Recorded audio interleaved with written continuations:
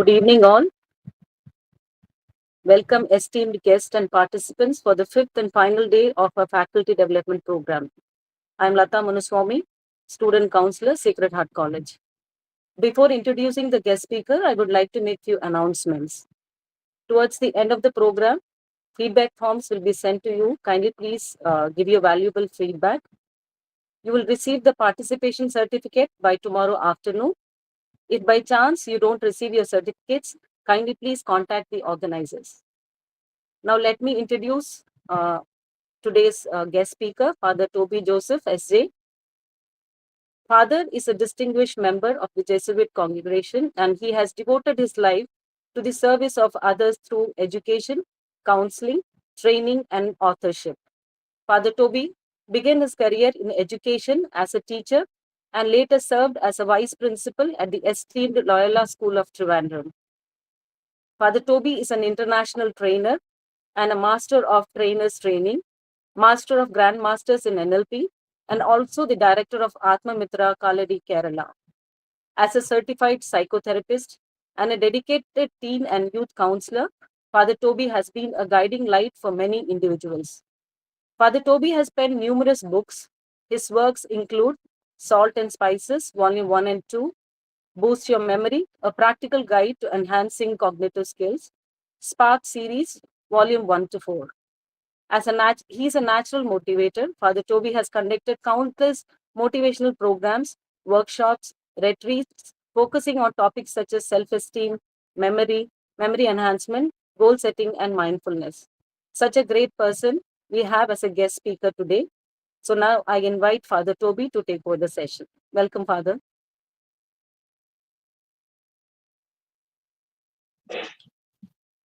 Thank you, Lata ma'am, and a good evening to all of you. Good evening.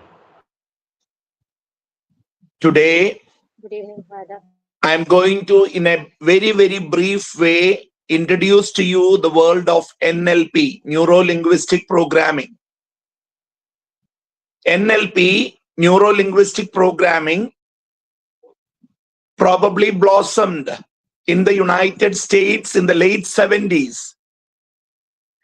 And through an S.J. priest named Father Richard McHughes S.J., it came to India in the early 80s, and through him, very many were trained in places like Bangalore, Lonavala, Mumbai, Jamshedpur, etc.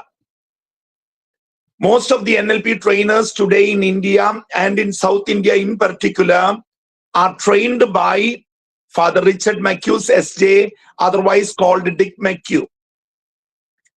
Father Richard is no more. However, the founders of NLP are still alive.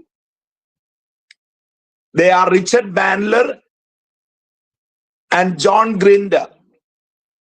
Both of them have separated themselves and they are probably spearheading two different schools in NLP now. NLP, I just want to give you the expansion neuro-linguistic programming. N for neuro, concerning the brain and the central nervous system. L for linguistics, concerning language. And then P for programming, mean to say we deal with processes in NLP. I just want to give you two views. Who practice NLP, cling on to one of these or both of these. One of them would say, our brain can be influenced by the language. The other would say, the language of the brain can be influenced. So today, I just want to give you, if time permits, I just want to give you two different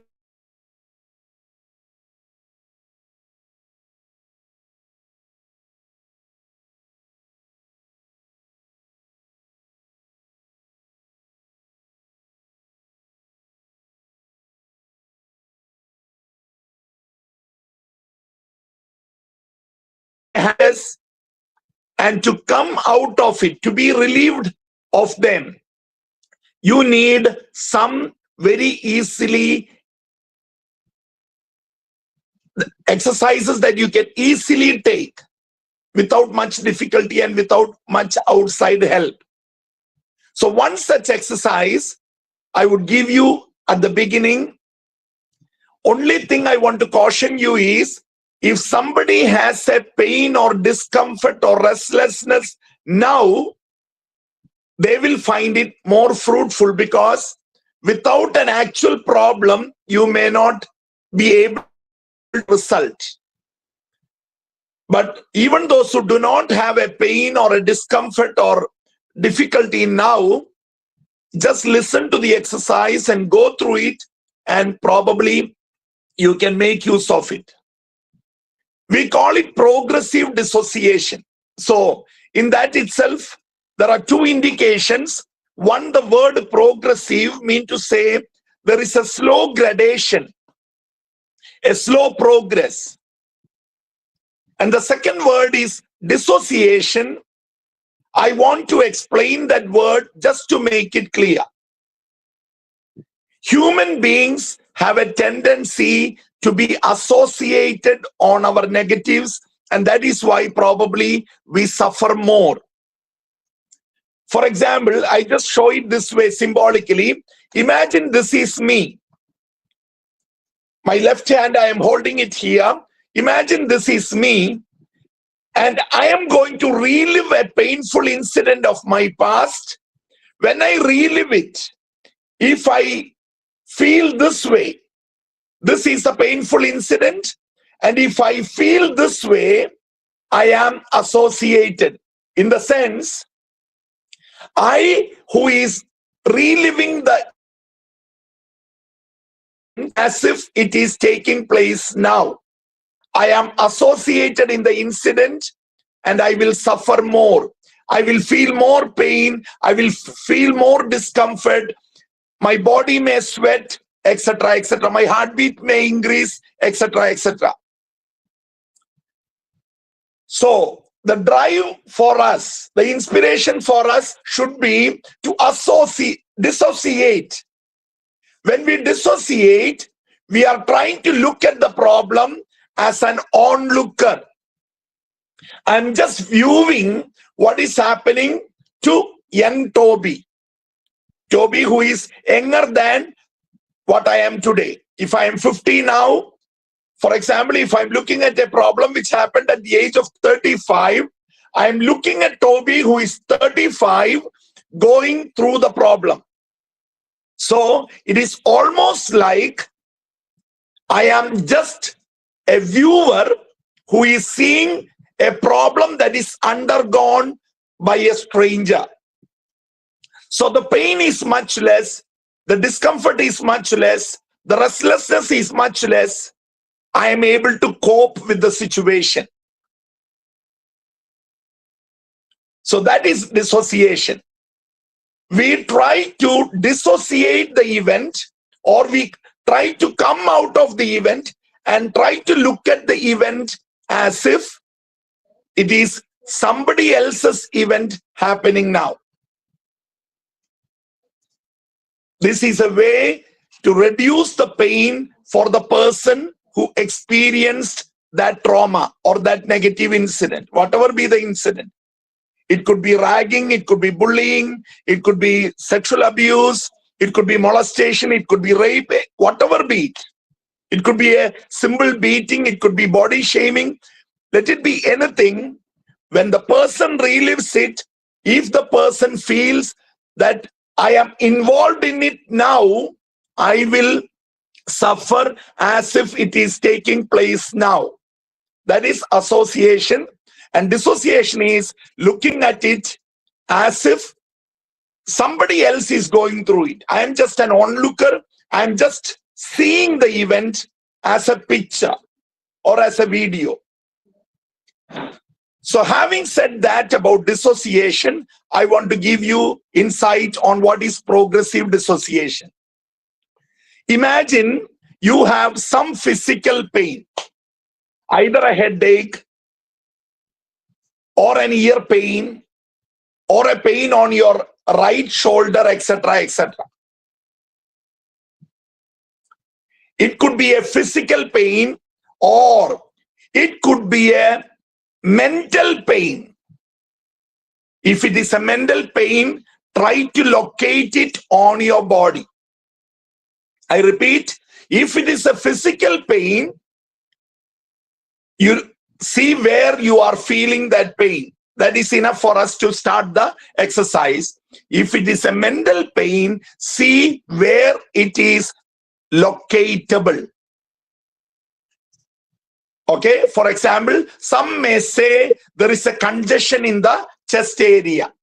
Some may say there is a choking sensation in the neck. Some may say there is a burning sensation like butterflies in the stomach. Some may say there is a tightness felt in the middle of the chest, and so on. Some may have it as a headache or a discomfort in the head. So they need to physically locate it to do the progressive dissociation. Now imagine this is me, the therapist, and this is a hand of the client. And then we just hold the hand. Now imagine there is a therapist, and the therapist is holding the hand of the client who is actually going through the pain, the physical pain or a mental pain that can be located on one part of his or her body. So the hands are close to each other. If there is no therapist, imagine we are doing the exercise for ourselves. In which case, we have to imagine we are holding the hand of somebody else. And then we have to imagine the questions I am going to ask are being asked by that person to me. Imagination will work for us. Okay? They say our unconscious or our brain in general cannot distinguish between the real and the unreal. For example, when we take a lemon and try to cut it and squeeze it and drink the juice, we just imagine that maybe we will get the sour sensation on our tongue. Probably an indication, an imagination itself will send signals to the brain. The brain will take it as real. That is why we take it as our mouth. Same thing happens when we cut mangoes and imagine eating it with salt or other things, etc. When we think about eating tamarind, the same thing happens, etc., etc. So our brain or our unconscious cannot distinguish between the real and the unreal. So imagination will work. Now imagine you are holding on to the person, you are holding on to the person's hand. Okay, so the client's hand is holding you. If you are the therapist, they are holding you. Okay, one person. Now I will just give you this exercise as if each one of you are holding my hand. Okay, the words I have made is for that. Mean to say, I am the therapist and you are the client. If you want the text of the exercise through the organizers, I can reach it to you, no problem. Okay, so this is the text that I am going to use. All of you, if you can locate a pain in the body, please locate it now.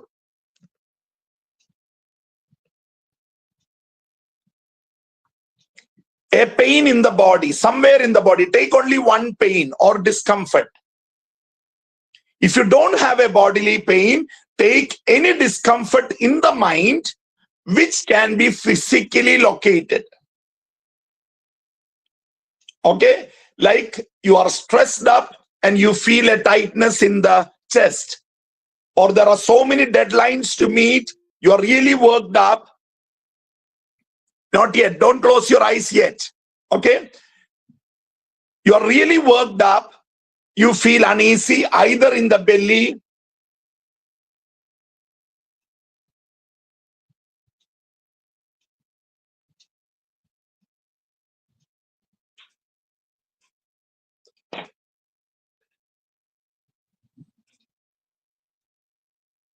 Okay.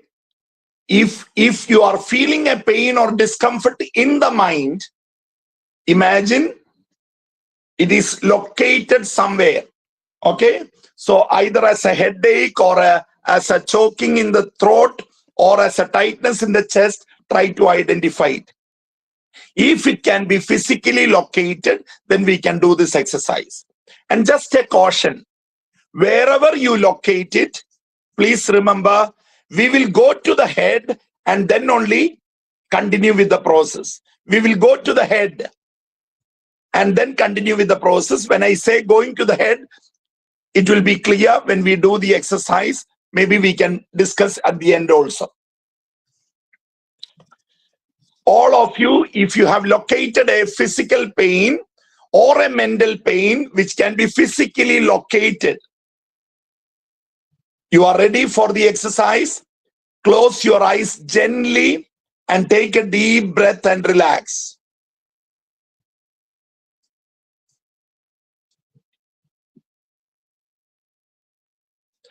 Now that body part where you have identified the pain, I will take it as the part, P-A-R-T. Now all of you imagine you are holding on to one of my hand. One of my hands you are holding. That means my body and your body are connected through the hands. Or at least the fingers are touching each other. Now just keep your eyes closed and listen to the questions I am asking. While the questions are asked, allow the question to work on you, nothing else. Okay? Answers may spring up because I am asking questions. You just be with the question. The answers may spring up, but see what happens to you. Hereafter, only at the end of the exercise, we will say something else. The part where you feel the pain, I will call it part now onwards. What does your part feel about the pain in your part?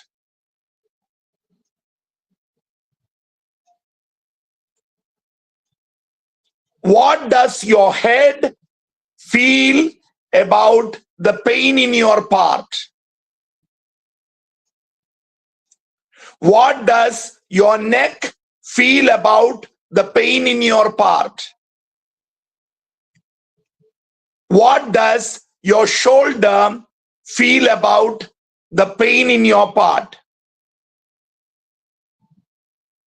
What does your elbow feel about your part? What does your wrist feel about your part? What does your palm feel about your part? What do your fingers feel about your part? What do my fingers feel about your part? What does my wrist feel about your part? What does my elbow feel about your part? What does my shoulder feel about your part? What does my neck feel about your part? What does my head feel about your part? What does my head feel about your part? What does my neck feel about your part? What does my shoulder feel about your part? What does my elbow feel about your part? What does my wrist feel about your part? What does my palm feel about your part? What do my fingers feel about your part? What do your fingers feel about your part? What does your palm feel about your part? What does your wrist feel about your part? What does your elbow feel about your part? What does your shoulder feel about your part? What does your neck feel about your part? What does your head feel about your part? What does your part feel about your part? What does your part feel about your part?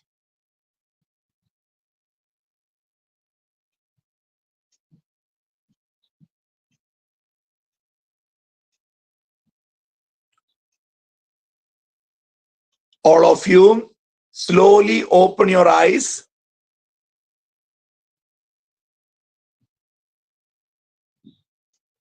And those who actually started with the pain,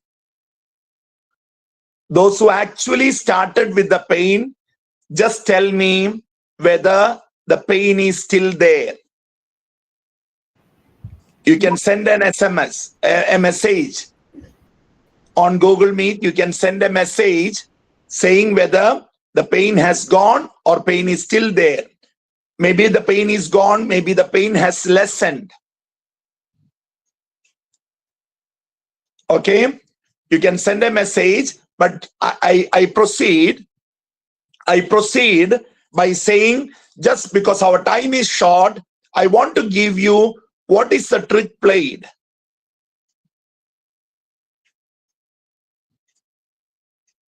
The trick played is, as we went ahead asking the question, after the fourth step, I have skipped the word pain. Remember one thing, every pain is actually a focus. We feel it only if our mind is focusing on it. If we are able to cut off completely, we can actually get relieved of any pain.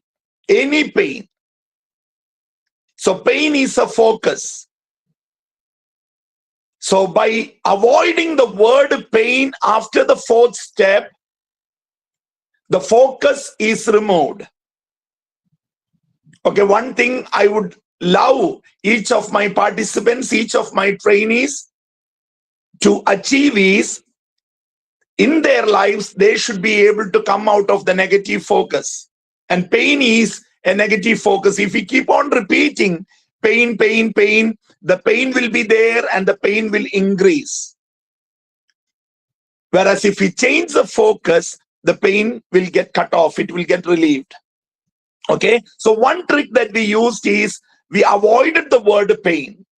Second trick that we used is, towards midway of the first part, that the words changed as, instead of what does your head or your shoulder or your neck feel about your part, I asked, what does my finger feel about your part?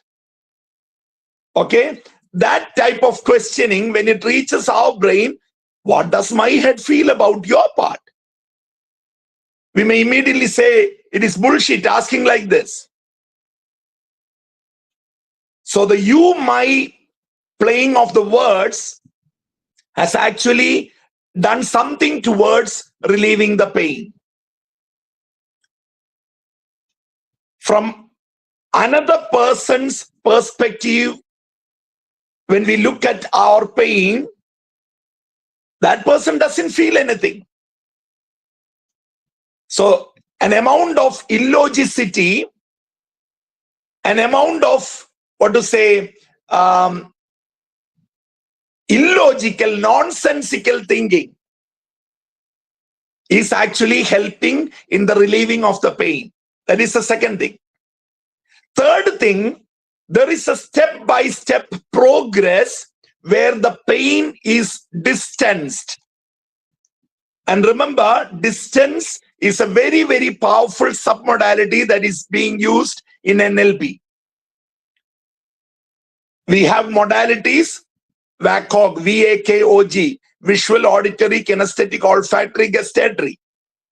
Okay, our brain takes in everything either through the eyes or through the ears or through the skin by touch or through smelling or tasting.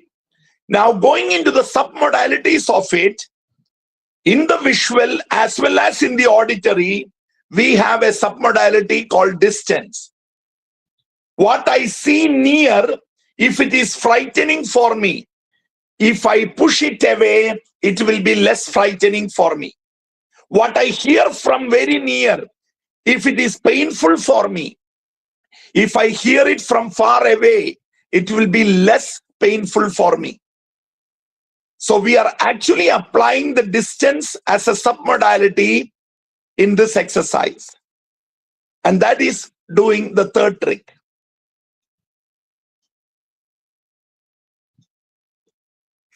Fourth one, there is another shift that we are using. From feeling, we are going into the use of the intellect. Because we are going into the head of the person himself or herself, and the head of the therapist who is holding the hand. So from feeling level, we are slowly going into the reasoning level and then coming back. When we come back, the pain is not there or the pain is lessened. Okay? Now, my dear teacher friends, this is what I want to tell you. Use it when you actually need it. Okay? The statements can be reduced from shoulder. You can go directly to the wrist and so on. If it is a smaller pain, if it is a bigger one, maximize the commands in between, the questions in between, so that when we take the entire cycle, the pain is either relieved or it has become bearable.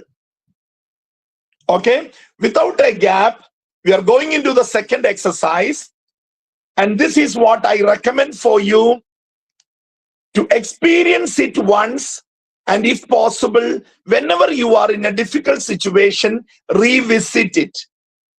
Just close your eyes and revisit this experience that we are going to have. Okay? The exercise that we did now, we call it progressive dissociation. Not a very classical exercise in NLP, a very ordinary exercise, because I did not want to take any complex exercise as such. Progressive dissociation, you can use it when you have a physical pain or a mental difficulty which can be located in your body. So use it in your teacher life whenever you are in need, or administer it to your dear ones. Whereas the next exercise, we are going to do what is called building one's own paradise. I put it as building your paradise. Now, sorry for that religious sound for the word paradise. What I meant is a place, an experience which I would value. That's all. Nothing religious about it. Okay? If you want, you can bring in your faith into it, but it's not a must. Okay? This is what we are going to do. All of you will choose a place of your choice. A place where you love to be. A place where you have visited. A place where after you visited, you did not want to go away. It was so nice to be there. One such place you will choose. It could be your ancestral home. It could be a picnic site. It could be near a waterfall. It could be a river bank. It could be somewhere in the forest, in the wild. It could be even a countryside by the side of a stream, etc., etc. All of you choose one positive place, a place where you have either visited or you long to visit or you have seen pictures of it. Okay, all of you, please choose a place. Just choose a place. Now don't close your eyes. Choose a place. Then I will tell you what to do. I suppose you have all chosen a place. Now sit very comfortably in an open posture, your hands and legs not crossed. If possible, sit with open hands and open legs. And then slowly close your eyes and take a deep breath and relax. Once again, take a deep breath through the nose and leave it out through the mouth. Whenever you are tensed, do this exercise, taking deep breath through the nose and leave it out through the mouth. Even when you have some breathing issues, this will help you to come back to normal very, very soon. Some 6 to 10 breaths should bring you back to normal. If you're not coming to normal after 6 to 10 breaths, take immediate medical attention. Now, if you're okay getting into the exercise, you're sitting comfortably with open posture, you have closed your eyes and you have taken 2 or 3 deep breaths, you are relaxed.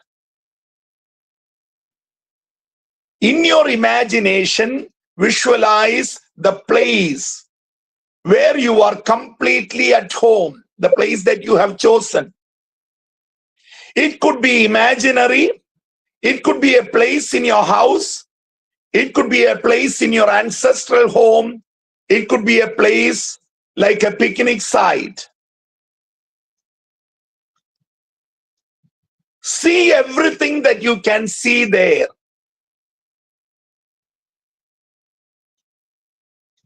The buildings, the trees, the streams, the wild, the lush green, birds, animals if there are, etc., etc. Hear everything that you can hear. Maybe the chirping of the birds, maybe the crying of insects, maybe the sound caused by the gentle flow of the stream, etc. So see everything that you can see and hear everything that you can hear. It is a place that you love most. So whatever you see is adding to your happiness. Whatever you hear is adding to your fulfillment. And feel everything that you can feel. See everything that you can see, hear everything that you can hear, and feel everything that you can feel. Now add to that place everything that you can think of which are positive. If you want a background music, add it. If you want the presence of your dear pet there, add it.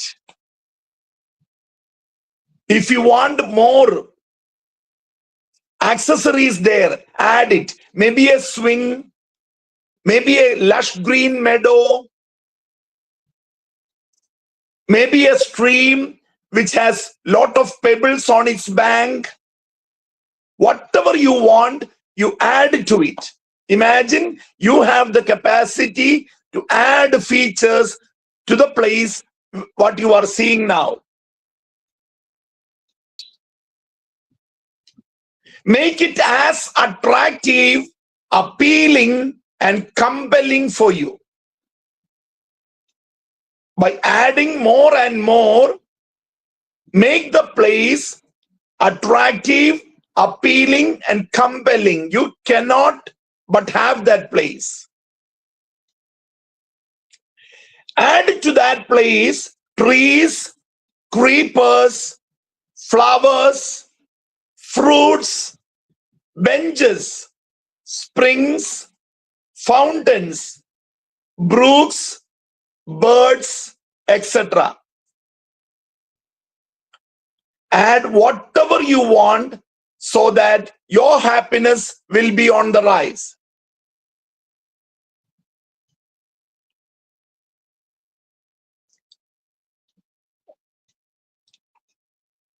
Add to the atmosphere green of the trees, the sounds of the flowing brook, softness of the grass, fragrance of flowers, touch of the pebbles, singing of the birds, and a special scent to the fruits and water from the spring, a special taste.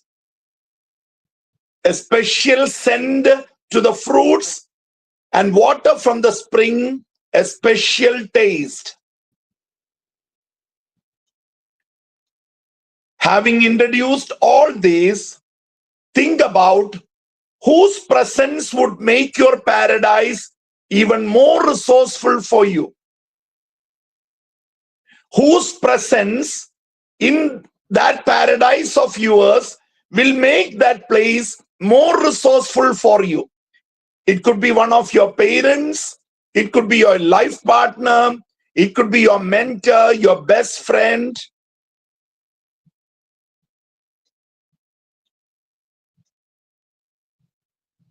Choose one or more people whose presence would make the paradise more resourceful for you.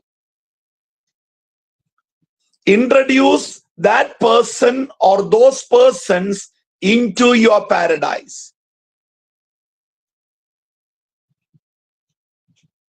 Now, enrich your paradise with the looks, words, touch, and presence of that or those significant people.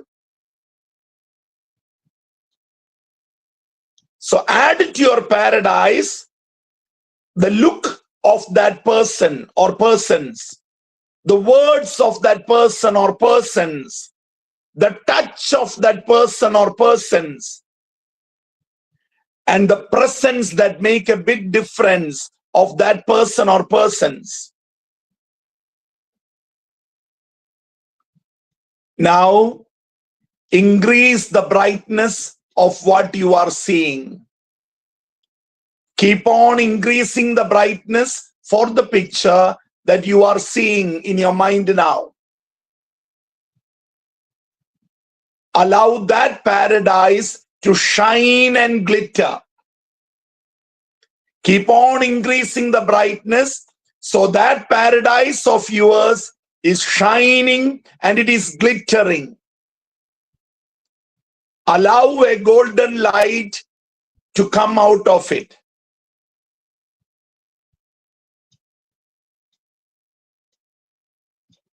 Increase the volume of the background music or the background sounds, the natural sounds of the breeze or the stream or the birds or the insects. Increase the volume of the sounds that are there to maximize the impact that place has on you.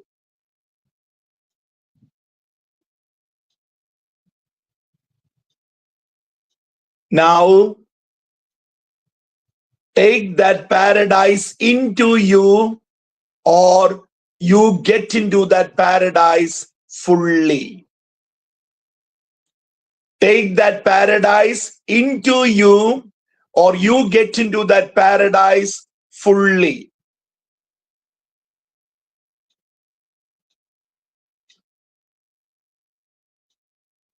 Now see the sight around you and take it in, draw it in through your eyes.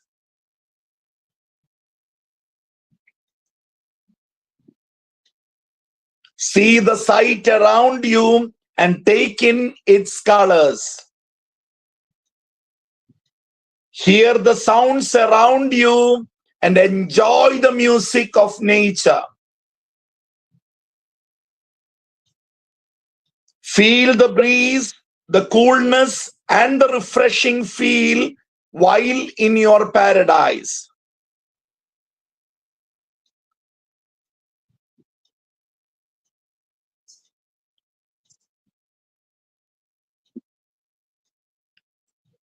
See the sights around you and take in its colors. Hear the sounds around you and enjoy the music of nature that you can hear in the paradise. Feel the breeze, the coolness, and the refreshing feel while you are in your paradise. Now consciously breathe in. Consciously breathe in the perfume of the air in your paradise. Each time you breathe in, let more and more of that positive smell, the perfume like smell, go into you.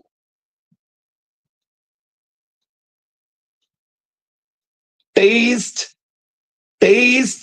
the nectar of the springs from your paradise. See the sights around you and take in the colors. Hear the sounds around you and enjoy the music of nature.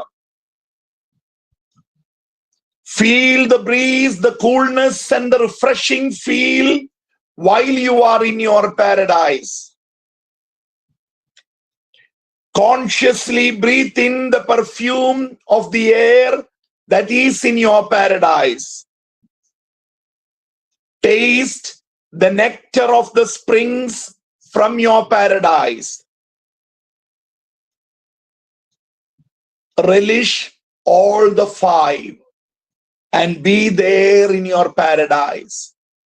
See, hear, feel, smell, and taste whatever is there in your paradise and be immersed in your paradise.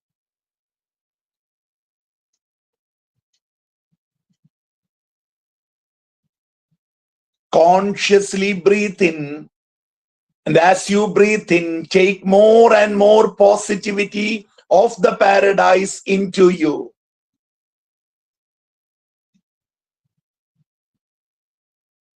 Consciously breathe in, and as you breathe in, take more and more of the positivity of the paradise into you. And when you breathe out, feel anything that is to be discarded from you, to be ventilated from you, you are allowing it to get out of you. As you continue the breathing, feel your average positivity is on the rise and your negativity is going down. Take in more and more of your paradise into you, and when you breathe out, allow the negativity inside you, the pain, the discomforts, the disappointments to go out of you so that you will be filled with the positivity of the paradise.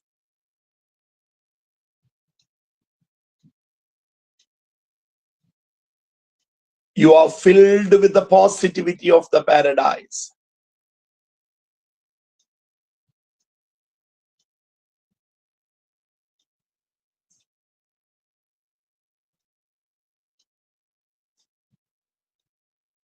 Slowly rub both your hands, and with the warmth that is coming up on your palm, massage your eyes and your whole face with your palms, and slowly open your eyes.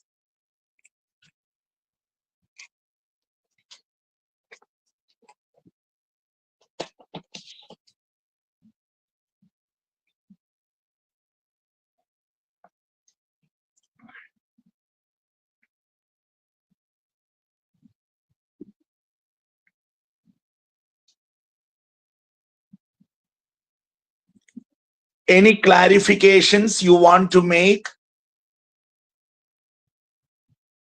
Just unmute yourself, ask the question, and then I will try to respond.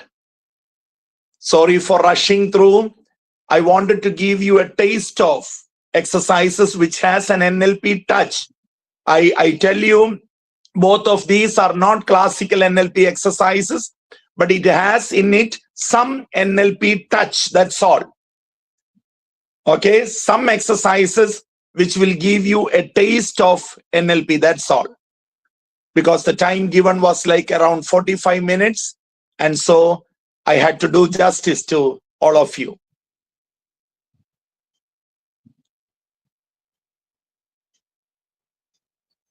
Thank you Any so much, Father, questions? Yes. for your valuable inputs on NLP and its technique. Now, this platform is open for question and answer. Anybody wants to ask a question, kindly please unmute and you can ask questions to Father Toby.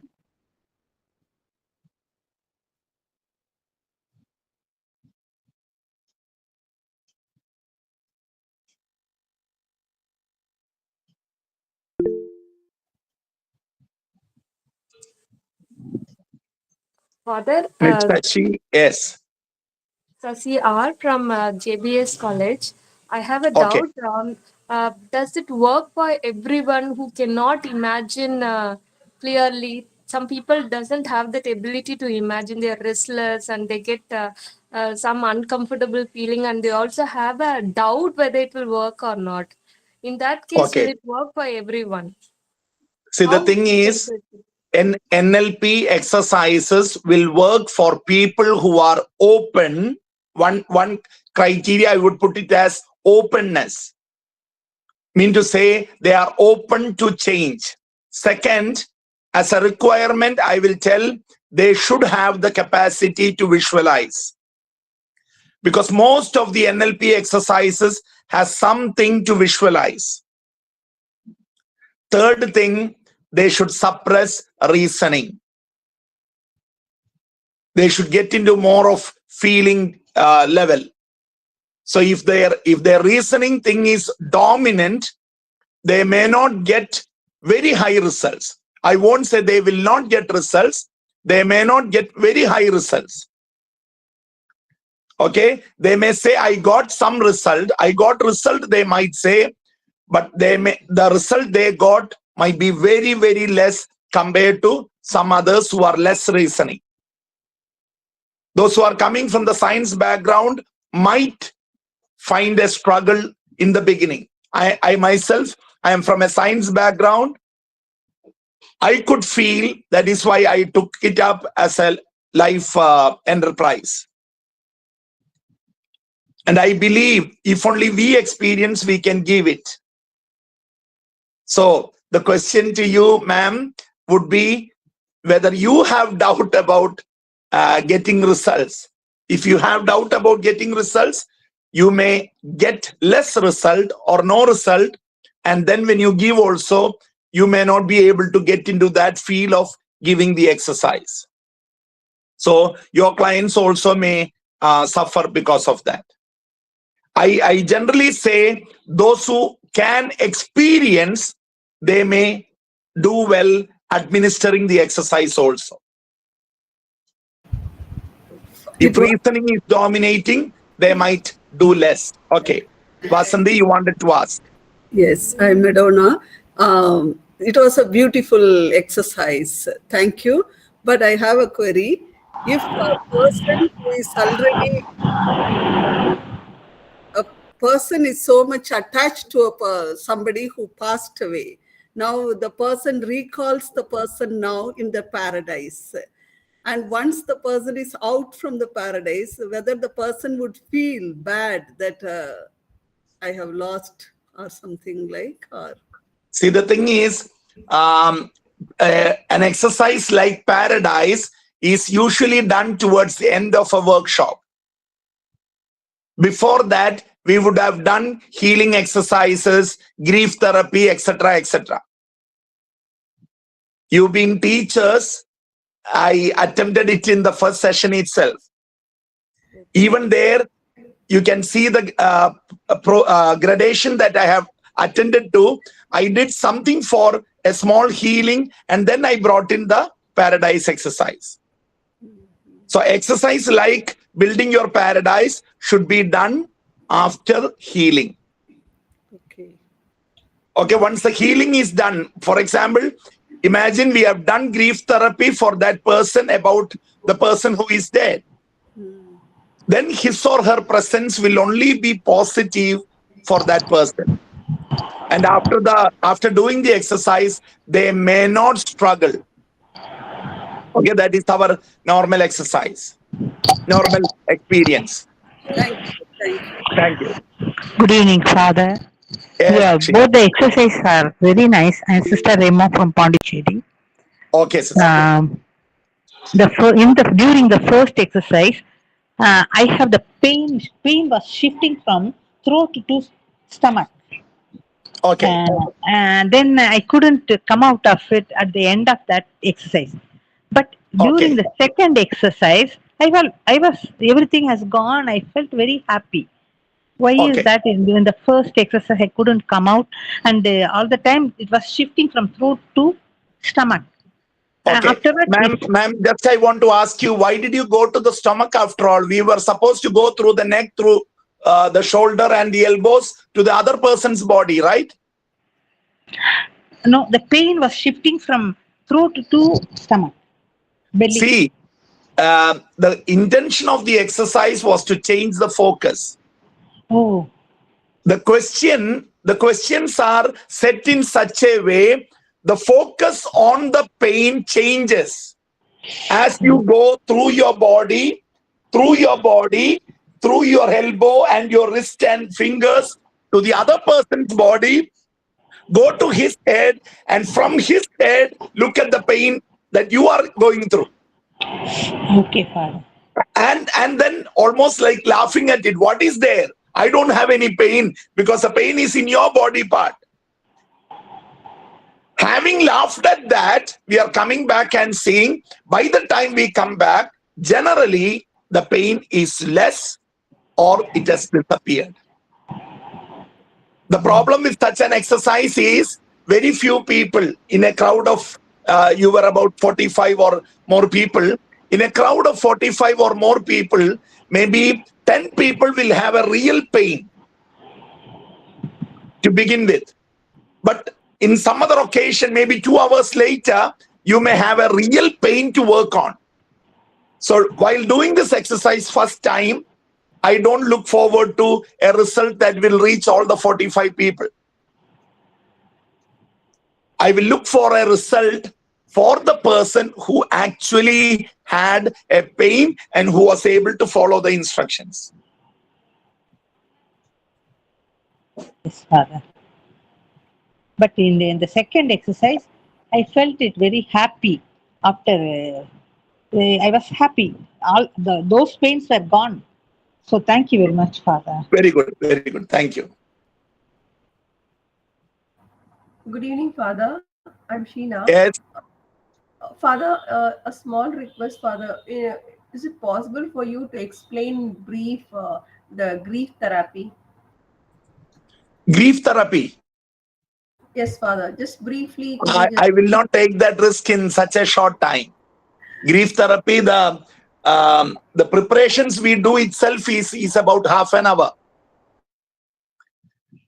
Okay, different approaches are there for grief therapy. See, I will give you the principle. Okay, I look at grief in the Gestaltian language. I will look at grief as an unfinished business. Anger can be productive, sex is productive, but grief is very, very unproductive. Keeping grief, you might develop some physical disorders, some mental disorders, etc. So a person needs to ventilate and come out of it.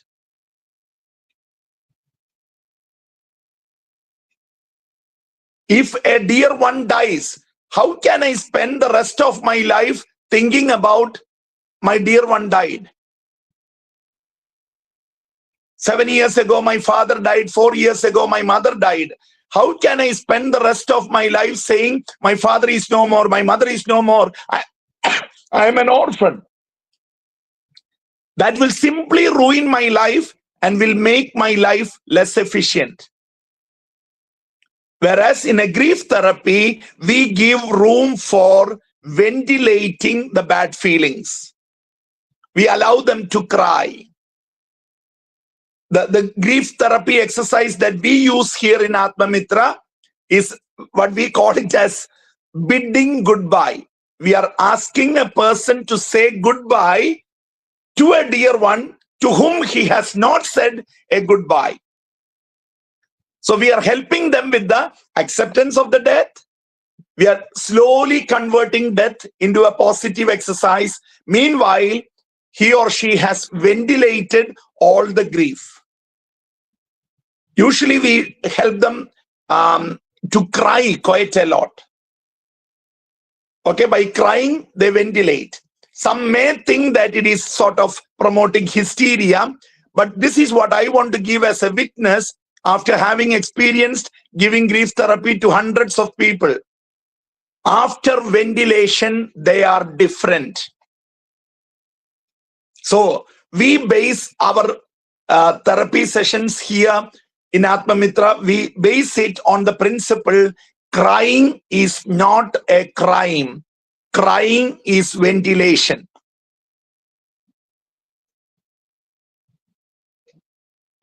Thank you, Father. Thank you. Thank you.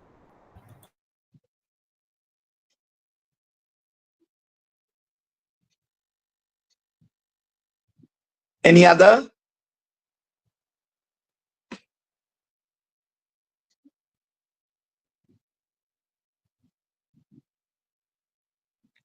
Thank you, Father, for clarifying Thank our you. doubts. Now I invite Madam Anita Yalini, Coordinator, Department of Counseling Psychology, Loyola College, Chennai, to deliver the vote of thanks. Thank you, ma'am. Dear all, good evening.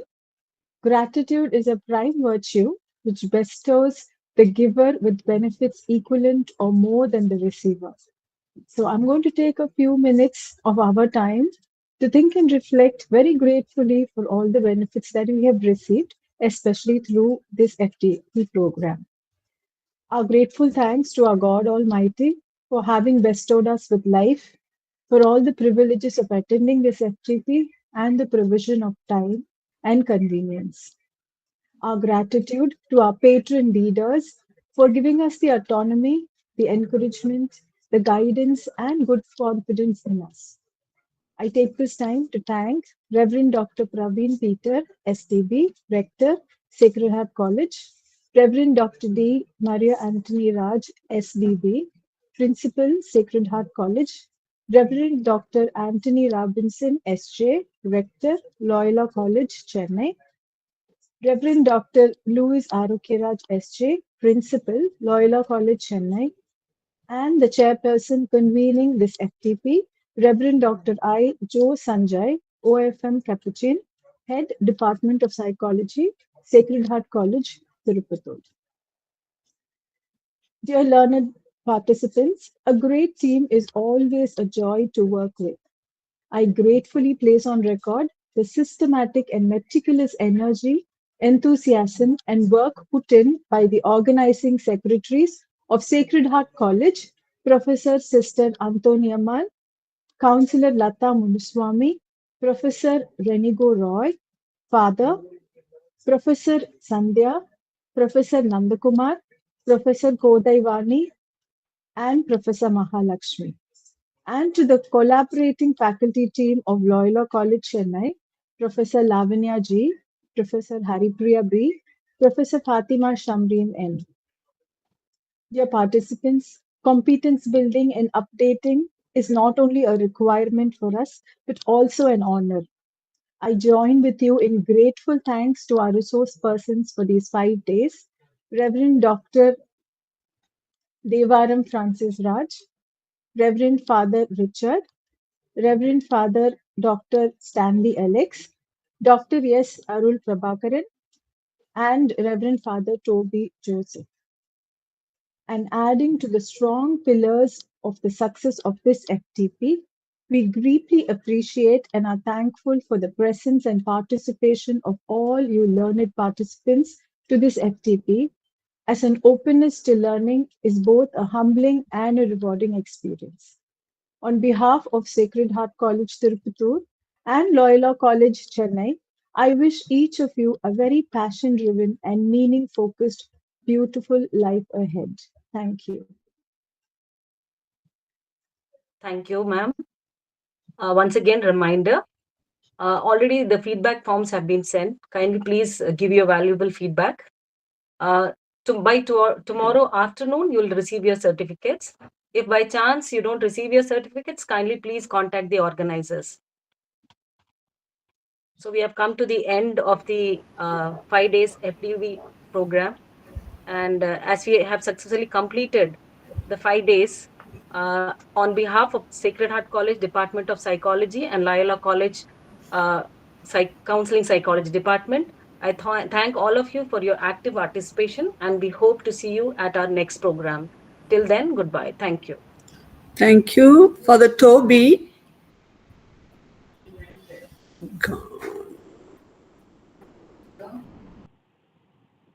Thank you very much, Father.